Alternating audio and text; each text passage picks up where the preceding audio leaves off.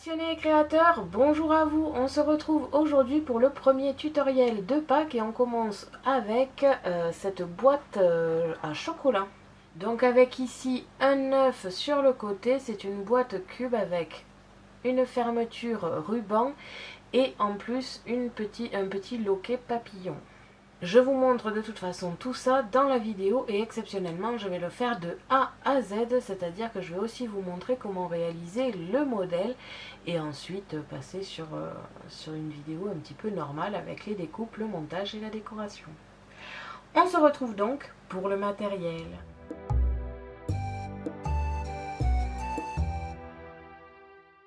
Pour cela, vous aurez besoin d'une règle, d'un crayon à papier et d'une gomme, d'une pique à brochette, du ruban, des strass et des stickers comme d'habitude, des strass non collants, du pistolet à colle, du papier scrap et enfin des essentiels Scan & Cut, c'est-à-dire la Scan & Cut, le support de lame et la lame standard et le support adhésif standard. On se retrouve de suite pour le tutoriel.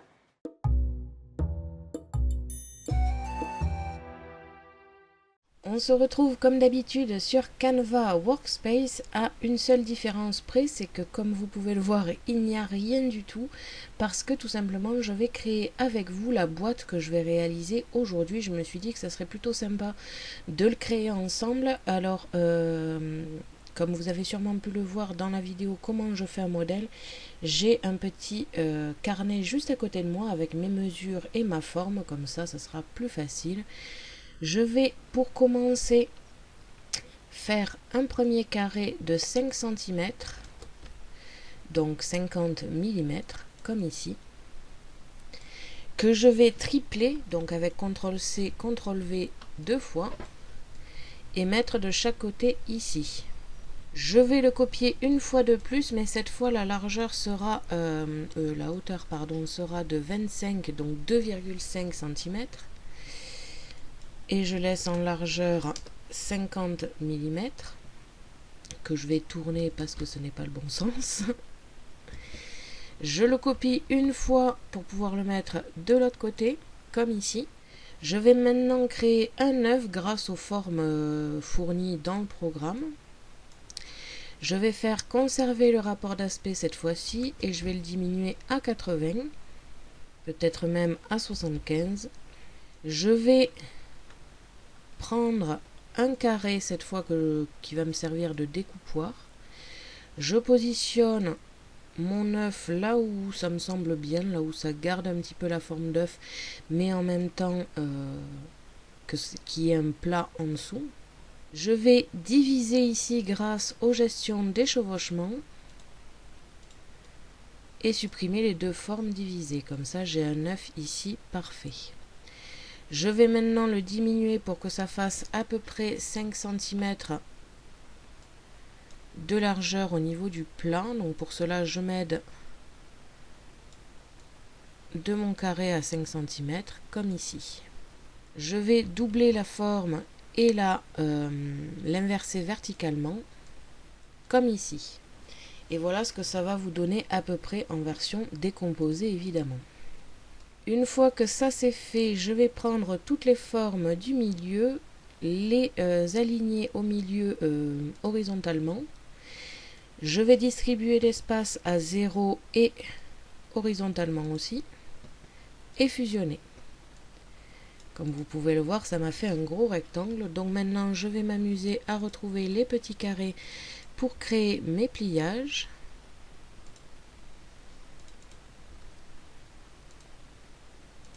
Comme ici. Je vais aller dans les couches, récupérer tous les traits que je viens de faire, aller dans les propriétés et les mettre en pointillés. Vous pouvez aussi passer par là-haut, ici. Quand c'est fait, j'ai ici une forme parfaite que je vais grouper pour l'instant pour pouvoir déplacer mes formes sans avoir peur que mes pointillés se déplacent. Je vais cette fois prendre la totalité de mes formes ici, les aligner verticalement, Mettre à 0 au niveau de distribuer l'espace verticalement aussi. Je vais dégrouper grâce à CTRL-SHIFT-G et ne prendre que le grand rectangle et les deux œufs et fusionner. Des fois, ça peut vous créer un petit problème comme ici, mais ça, ce n'est pas grave du tout. On va pouvoir essayer de le créer maintenant. Donc, je vais redistribuer l'espace, réaligner, et comme vous pouvez le voir, ça m'a parfaitement fusionné. Je vais maintenant créer les deux traits de pliage ici. Pour cela, je mets encore des petits points bleus, enfin des carrés bleus. Et je vais prendre mes formes dans les couches, aller ici cette fois pour changer, et prendre le troisième pointillé qui est mon trait de pliage. Je fusionne encore le tout pour éviter que ça ne bouge. Et j'ai mon modèle qui est pratiquement terminé. Il me manque un petit peu les détails, c'est-à-dire les languettes. Pour cela, je vais dans Forme, les formes de base du programme. Je descends dans les polygones et je prends celui-ci qui ressemble tout à fait aux languettes. Je vais le mettre de 15 mm, donc 1,5 cm de hauteur. J'enlève conserver le rapport d'aspect et je mets 50 mm ou 5 cm de largeur. Je le positionne. Si je vois que c'est encore un petit peu trop grand, je vais diminuer ici ma forme de sorte à ce que ça ne gêne plus l'œuf. Je me mets ici, je peux enlever les formes maintenant. Pour l'instant, ça sera terminé. Je vais multiplier ma forme 4 fois en inversant celle-ci, comme ici. Donc évidemment, je ne vous montre pas le copier parce que c'est tout simplement CTRL-C, CTRL-V. C'est des raccourcis clavier que j'utilise assez souvent, comme le groupage des formes que je fais CTRL-G ou CTRL-SHIFT-G si je veux dégrouper. Je zoome, alors là j'utilise CTRL et la molette pour zoomer et dézoomer comme je vous ai montré dans les outils Canva. Je vous le mettrai dans le petit i d'ailleurs. Quand c'est fait, je vais devoir le positionner à la main cette fois et non avec aligner les objets parce que sinon ça va pas bien le faire. Donc je zoome un maximum pour pouvoir voir bien correctement mes deux traits comme vous pouvez le voir. Je vais faire légèrement rentrer ma languette dans la forme de la boîte de sorte à ce que le fusionnage se passe sans problème et je fais attention d'être bien aligné sur ces pointillés et ces pointillés. Quand c'est fait, je peux fusionner. Non, d'ailleurs, je ne peux pas parce qu'il faut dégrouper. Donc, CTRL-SHIFT-G. Je vais prendre mes deux formes ici et fusionner. Je n'oublie pas de créer le trait pour le pliage et le modifier de suite. Je passe au suivant, donc je fais la même technique. Je vais déplacer la languette de sorte à ce qu'elle soit bien positionnée. Quand c'est le cas, je sélectionne les deux pièces, je fusionne et je crée mon trait de pliage. Je dézoome et je n'oublie pas de fusionner toutes mes formes, enfin de grouper toutes mes formes, comme ici. Il ne me manque maintenant que les petits détails, donc pour cela je vais prendre des cercles qui se trouvent dans les formes, j'en prends un, je le copie une deuxième fois ici. Le premier, je conserve le rapport d'aspect et je le mets à 3 mm. Donc ça fait vraiment un tout petit truc, hein, c'est tout à fait normal. Je le positionne à peu près là où je le veux, je le copie.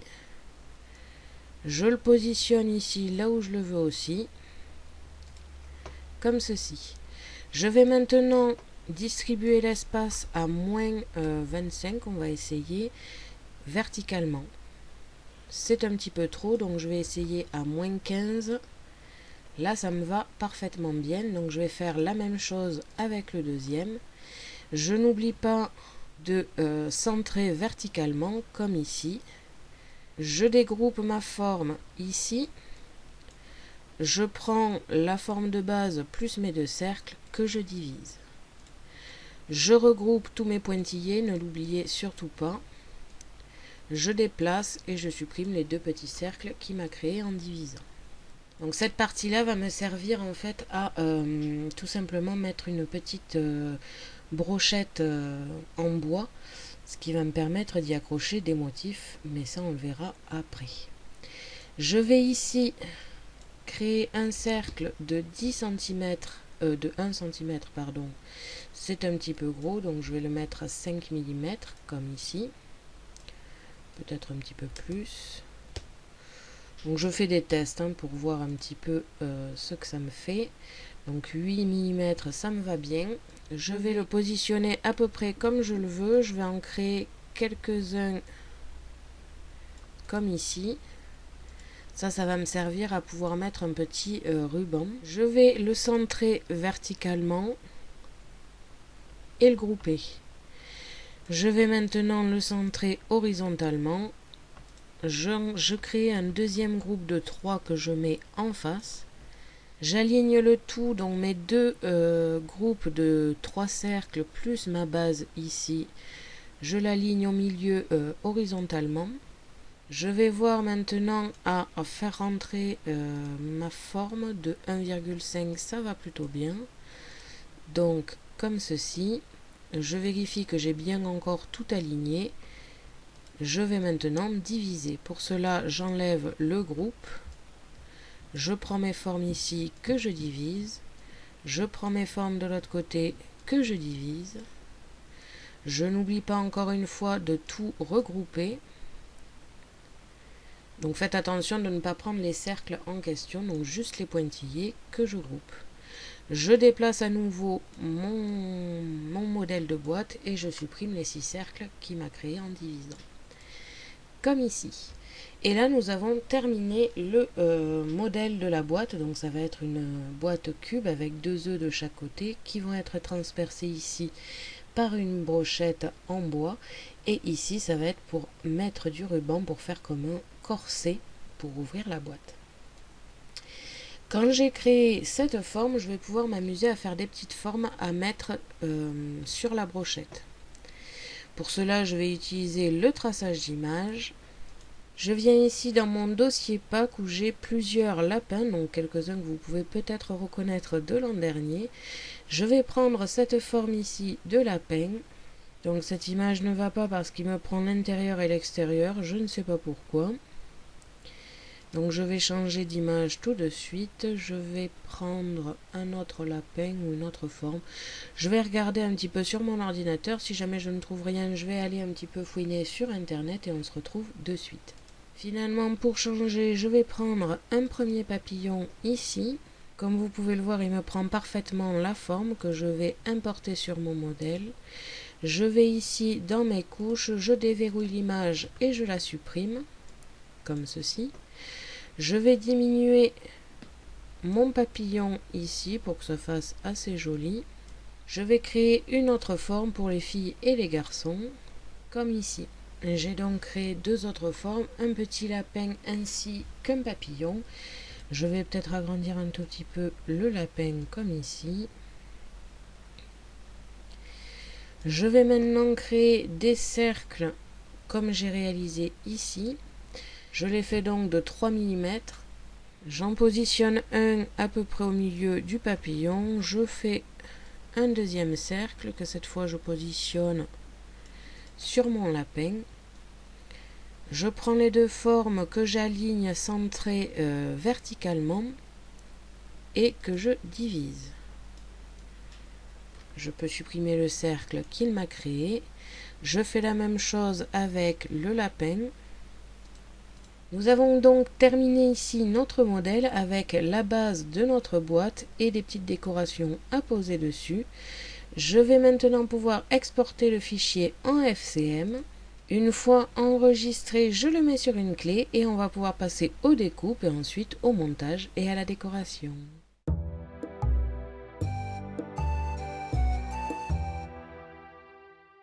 Quand vous avez mis le modèle sur la clé USB, on va pouvoir l'insérer dans la machine. On va dans Motifs, données enregistrées sur la clé USB. On retrouve le modèle de la boîte et on va pouvoir commencer les découpes. Avant ça, j'avais juste une petite précision à vous faire. Ça ne fait pas longtemps que j'ai acheté le support adhésif chez Creative Découpe, comme vous avez pu le voir dans le haul. Et pourtant, il commence déjà à se décoller. Donc, pour l'instant, Comme il ne fait pas très beau, je ne peux pas encore le nettoyer. Parce que comme je vous l'ai dit dans la vidéo nettoyage, le produit est très agressif au niveau de l'odeur. Donc pour l'instant, je ne préfère pas le faire parce que je serais obligée de le faire chez moi et j'ai pas envie de m'asphyxier. Donc pour l'instant, j'utilise de la colle repositionnable. Dès qu'il fera un petit peu beau temps, je vais pouvoir le nettoyer, ce qui lui redonnera un petit coup de jeune. Mais pour l'instant, c'est vrai que quand on a un petit peu la flemme de le nettoyer, il suffit tout simplement d'utiliser de la colle repositionnable. Si c'est un motif que vous voulez utiliser dans les deux sens, aussi bien sur la partie avant, on va dire, que sur la partie qui est encollée, je vous conseille de gommer en fait avec une gomme tout simplement votre papier et ça fera partir la colle repositionnable. Sinon, il reste toujours un petit côté collant sur le côté qu'on a collé. Je vais pouvoir m'attaquer maintenant aux découpes.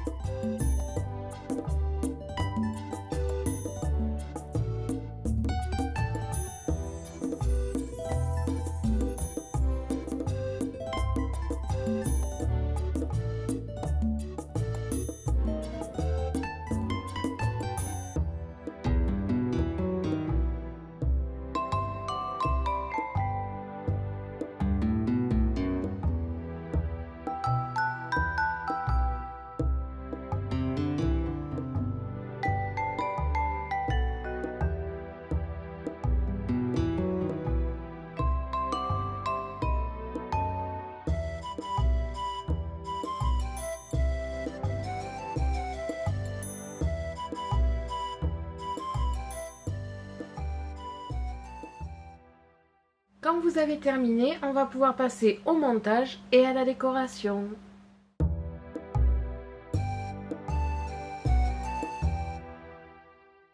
Vous devez obtenir tous ces éléments, c'est-à-dire ici la base de votre boîte. Donc là j'en ai réalisé deux, une pour les filles, une pour les garçons. Finalement, j'ai réfléchi et j'ai fait deux papillons. Il y en a juste un dans un papier plus sombre et plus masculin que celui-ci. Mais finalement, je n'ai pas trouvé un seul papier qui me plaisait bien pour un lapin. Donc du coup, j'ai préféré faire deux papillons, mais sur des couleurs différentes. Et bien sûr, qui sont jolis des deux côtés. Que n'importe quel côté qu'on trouve et qu'on voit, ce soit quand même assez joli. Donc il faut éviter les papiers qui sont décorés que d'un seul côté. Donc voilà, après vous êtes libre de faire le lapin que j'ai fourni sur le fichier FCM qu'il y a sur mon blog. Mais c'est vrai que là pour le coup j'ai préféré faire deux papillons. Au niveau du montage, on va commencer par plier chaque trait de pliage de ma boîte. Sans oublier les languettes. D'ailleurs, j'y réfléchis maintenant, je vous conseille de brancher le pistolet à colle si vous en avez un. Si vous n'en avez pas, tant pis, vous utilisez du double face, mais je trouve que le pistolet à colle pour les boîtes, c'est un peu plus sympa. Donc voilà ce que vous obtiendrez à peu près au final. Vous allez obtenir ici une boîte avec, comme vous pouvez le voir, des trous au-dessus qui vont vous permettre de passer un ruban et de faire un style corset. Je fais le même style de pliage ici. Comme ceci. Au niveau des papillons, vous avez deux styles de décoration à faire. Vous pouvez, grâce au trou que j'ai mis ici sur les papillons, y mettre la brochette ici. Mais il va vous falloir un papillon plus petit. Ou alors, vous pouvez faire comme je veux faire. Alors ça, pour être sincère, je l'ai réfléchi qu'après. Après, vous n'êtes pas obligé d'utiliser le trou, hein, ça ne se voit pas des masses et au pire, vous le recouvrez d'un strass. Vous pouvez comme ceci plier, donc en fait, en ligne droite ici autour du corps du papillon. Ça va vous faire un papillon en relief à coller avec du double face sur votre brochette. Ça donnera un petit peu plus de relief à votre boîte, pardon. Donc ça c'est comme vous voulez, c'est pour ça que je n'ai pas tracé les traits de pliage parce que par contre je pense que ça ferait un petit peu moche d'avoir des pointillés sur toute la longueur. Et dans tous les cas, le trou que j'ai créé ici, vous pouvez très bien le couvrir avec soit des paillettes, soit un strass. Nous allons maintenant prendre une pique à brochette J'ai donc ici une pique à brochette assez longue, donc je vais pouvoir l'utiliser pour les deux boîtes. Pour commencer, je vais enlever le bout qui est pointu et ensuite le couper en deux pour l'instant. Après, je pourrai toujours faire des retouches plus tard. Donc quand vous faites ça, faites attention parce que ça risque de partir dans tous les sens. Je vais vérifier que ça passe bien dans mon trou. Donc la pique à brochette est un tout petit peu plus épaisse, donc je vais agrandir un petit peu le trou. Je vais vous agrandir de toute façon sur le modèle le trou. Là, c'est ça aussi de faire des modèles de A à Z avec vous. C'est que je n'ai pu vérifier que sur le moment si ça fonctionne. Mais ce n'est pas grave, je vous l'agrandirai un tout petit peu pour que vous puissiez y passer des piques à brochette. Donc là, ça ne tient pas parce que la boîte n'est pas fermée, mais au final, voilà. Grâce à une règle, je vais tracer légèrement la continuité du trait ici pour me faire une base sur laquelle m'appuyer quand je vais coller. Avec une gomme, j'efface, on va dire, 1 ou 2 cm sur ma longueur. Le tout, c'est d'avoir juste un petit tracé pour avoir une base. Mais je ne veux pas que ça se voie et après, une fois collé, ça sera un petit peu plus difficile de gommer. Désolée pour cette petite interruption, mon chien a peur du vent et de l'orage et il y a les deux aujourd'hui. Enfin, je pense que c'est surtout du vent, mais c'est vrai que ça ressemble beaucoup à l'orage. Donc des fois il demande un petit peu plus d'attention parce qu'il fait un temps pourri. Voilà, c'est vrai qu'il fait vraiment un temps pourri. Je ne sais pas si vous pouvez entendre, mais on dirait une tempête dehors. Donc ça ne le rassure pas du tout à ce pauvre petit chien. Tu veux aller sous le bureau? Allez, viens. Après cette petite interruption, on regarde si le pistolet à colle est chaud. Et si c'est le cas, on va pouvoir commencer le collage. Je vais vous mettre ça en accéléré, évidemment.